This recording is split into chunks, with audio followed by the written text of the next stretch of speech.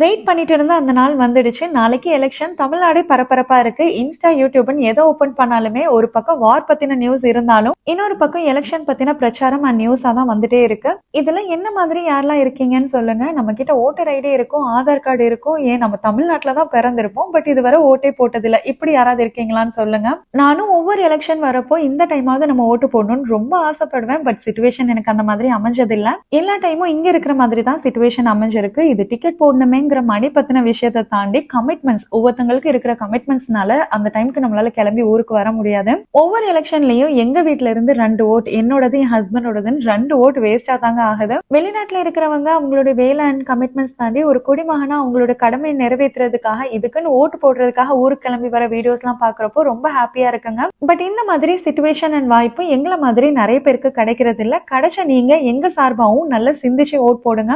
எல்லாருமே நாளைக்கு ஓட் போடுறதுக்கு தயாரா எக்ஸைட்டடா இருப்பீங்கன்னு நினைக்கிறேன். எதுவா இருந்தாலும் நல்ல ஆட்சி அமையணும் நம்ம எல்லாருமே ப்ரே பண்ணிப்போம். பை த வே, இன்னைக்கு லஞ்ச்க்கு என் ஹஸ்பண்ட் ஆசைப்பட்டபடி கீ ரைஸ், மட்டன் கலரி கறி அண்ட் மாங்காய் கறி வச்சு சூப்பரா சாப்பிட்டாச்சு. வீடியோ லைக் அண்ட் ஷேர் பண்ணிட்டு அப்படியே நம்ம பேஜையும் ஃபாலோ பண்ணிக்கோங்க.